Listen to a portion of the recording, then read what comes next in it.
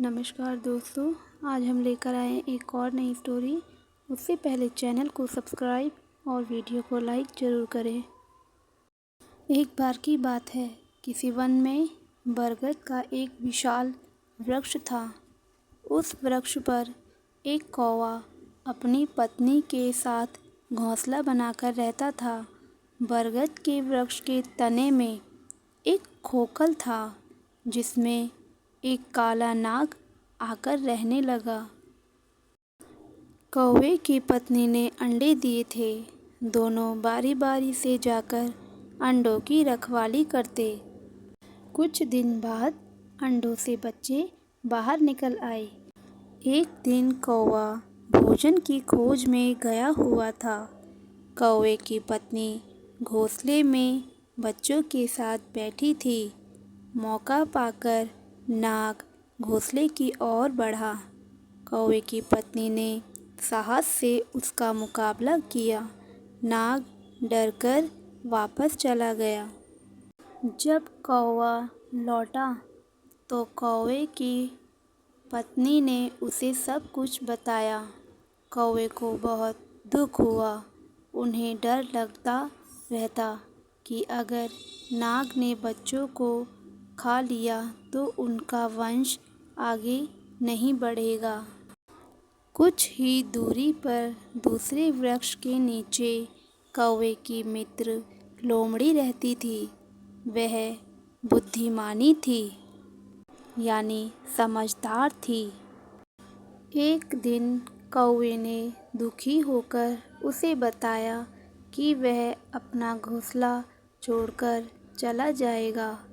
लोमड़ी ने उसे समझाते हुए कहा, तुम्हें अपना घोंसला छोड़कर कहीं और जाने की ज़रूरत नहीं है।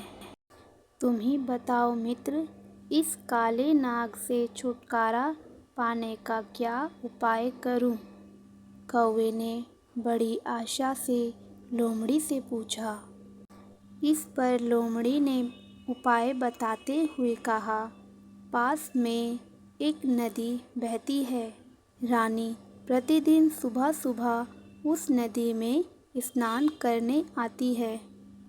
रानी जैसे ही अपने आभूषण उतारे, तुम उसकी मोतियों की माला चुपके से उठाकर उड़ जाना। राजा के सेवक तुम्हारे पीछे पीछे आएंगे। जैसे ही तुम घोंसले के समीप पहुँचो, माला को काले नाग के बिल में डाल देना और अपने घोंसले में चले जाना। राजा के सेवक काले नाग के बिल से माला निकालने का प्रयत्न करेंगे तो वह बाहर आएगा। राजा के सेवक उसे मार डालेंगे। अगले दिन कौवा सुबह सुबह नदी किनारे उड़ चला। नदी के किनारे उसने रानी के गहने रखे देखे। रानी नदी में नहा रही थी। कौवा चुपके से नीचे उतरा, मोतियों की माला उठाई और उड़ गया। यह देखकर रानी चिल्लाने लगी। कौवा मोतियों की माला उठाकर ले गया। शोर सुनकर राजा के सेवक कौवे के पीछे भागे। कौवे ने वह माला ले जाकर काले नाग के बिल में डाल दी। कौवे का पीछा करते करते राजा के सेवक भी वहां पहुंच गए। उन्होंने बिल में काले नाग को देखा। सेवकों ने अपने भालों से उसे गोद डाला और माला लेकर चले गए। काले नाग के मारे जाने पर कौवे का परिवार निडर होकर सुख से उस पेड़ पर रहने लगा।